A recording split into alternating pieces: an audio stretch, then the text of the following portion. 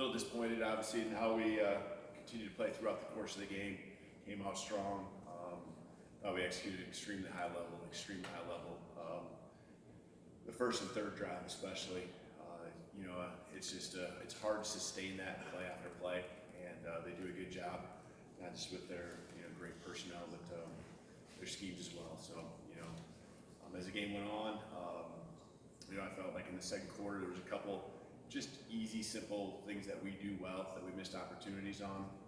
But I thought in the third quarter, we got in the locker room and said, hey, it's a one-score game. And I thought in the third quarter we came out with a lot of fight, even overcame a third and super long, or in the second, I think 29 on the first possession. And I thought that showed a lot of grit with our guys. Moved the ball down the field and just the drives, when you have to sustain drives. I think we're on our own 15 by that time, starting that drive after the penalty. And, it's hard to sustain drives against a really good defense to finish in the end zone. Opportunity at the end of the third quarter, going to the fourth quarter as well. Tried to put points on the board there, went for it on fourth down. But, it's hard to sustain, that level of execution that we had early in the game. And I know our guys, didn't quit and kept fighting, overcoming adversity at times too. So love our offense, love our team. Any questions? Jim, go ahead. In a game like this where you're almost looking in a mirror as far as scheming offensively, Jeff Brom obviously does very good as well. How important is it going to be to have longer sustained drives to keep the ball out of their hands? Yeah, I think we naturally do that. I think, that's I feel like always been kind of an identity of our offense is, we have our opportunities where we have our explosive plays, but we're not a fast tempo offense. The ability here and there to do it, but I think trying to play a team game and to win. And I think because we execute at a high level and have a lot of completions, the clock keeps running and the game gets shorter. I think you could argue that Saturday's game was probably a 11 possession game. 11, and that's counting the last drive at the very end too. So they're gonna be short games when we're involved.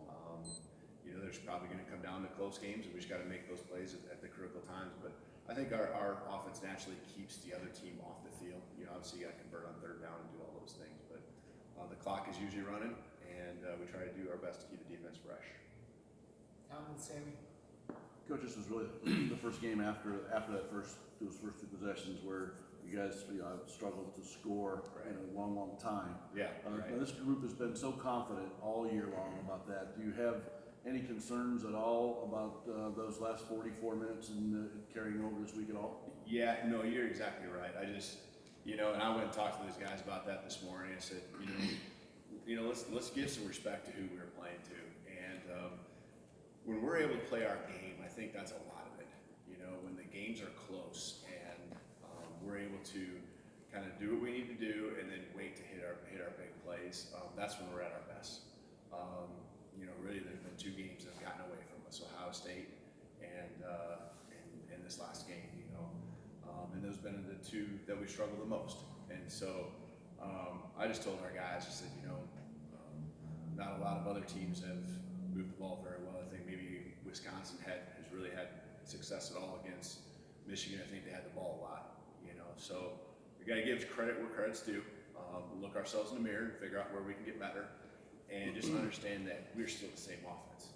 So let's not dig too deep into this, and let's just regroup, have that confidence. And again, I feel like there was confidence in the third quarter, and we moved the ball down the field, got to a 4th and 1, converted. The holding call had to punt. The next drive, moving the ball. The next drive, I felt like we had a chance on the 3rd and 10 with D. Hale on the sideline. Tough call right there with the catch. And then another drive at the end of the third quarter where we went the length of the field and got down to the 3. So I think there's still things within the game that happened where we moved the ball even after we had struggled in the second quarter. And in the fourth quarter, the last 8 minutes, we're just trying to shorten the game, kind of beat up there. So we just gotta make sure we don't let Michigan beat us twice. I think is the biggest thing. So I looked at guys in the eyes, and I felt like there was a lot of confidence. They believe in who we are, and that next week's going to be back to what we've done all year long. Sammy and Zach. Coach, what kind of challenges does the Purdue defense give to you? Yeah, I think that we've seen a lot of multiple looks the last few weeks, and that's again what we're gonna have a lot of different looks with the fronts and the coverages. So it's nothing that we're not accustomed to. Just got to dial in on what Purdue likes to do and their tendencies, and then also just kind of figure out how they perceive us. I think that's really what it comes down to. Each team that we're getting, I think, because of our success, we're getting some pretty good shots thrown at us with game plans, and people are ready. And you can see a plan in place with these teams that we're playing, and I'm sure Purdue will be the same. And we just got to look to think about how are they going to perceive us, what are they going to try to stop. We have to be able to counter. Zach and then Kevin. If I know Matt Bedford is kind of, I guess, still to be determined for Saturday. If you can't go, is the preference to move Kalen to the left and have Devondre in there on the right? And is that based on Kalen's experience, or maybe where Devondre is more comfortable, a little bit of both? Yeah, I think it's both, and that's what we would do if Matt's not able to go. So that's what we went to in the game on Saturday, and a lot of it's Devondre is much more comfortable, and Caleb has taken reps at different times throughout the year. Even before Matt was in that position, Caleb was kind of the guy that we'd go to, in fall camp to replace Kronk. So that would be certainly the adjustment that we would take. Kevin and John. What are you learning about the history and the tradition of the rival game, and are there any rivalry games that you can kind of draw from? Right. Yeah. No. I remember walking through the halls, the end of January or late January, and seeing signs on the wall, and figuring that it was the last game of the season, and so those signs were just still in place. Well, they're still up. So certainly didn't take long to understand how important this game is for us, and I'm sure for Purdue as well. And rivalries are fun. They're fun to be a part of. That's what college football is all about, and sports in general. So excited to just I think the whole thing is you can't get too caught up in it. You got to understand that there's an intensity level, but you just got to do what you do. You got to go through the week, give everything you got, and again, it just comes down to hopefully our guys still being relaxed enough and not being tight, because this is a rivalry game to where they can just cut it loose and play ball, and again, you give everything you got and live with the results, and that's how I approach every single game. That's how I approached 11 games so far this year, and that's exactly how I'll approach this week.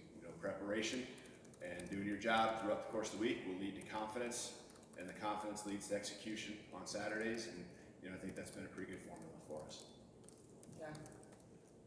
With Stevie, we don't know if he's available yet. I mean, in terms of Samson and Ronnie, how much of those two guys, how confident are you in their ability to pick things up? And Samson, how much is he performing? Right. Yeah, I think Samson's. This is the opportunity, and getting him out there. At the end of the game, just to get. I think he got 8 or 9 carries.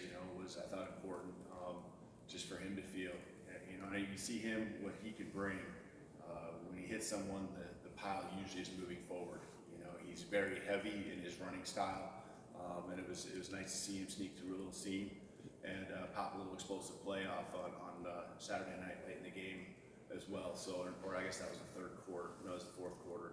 But I think they're probably different styles between Ronnie and Samson. So certainly a lot of confidence.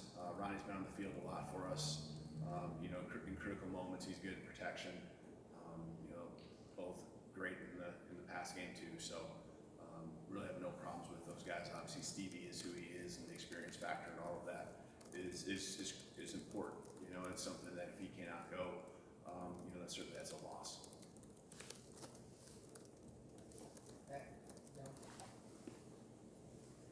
If Stevie can't go, I know earlier in the year you guys gave David Ellis some carries back there.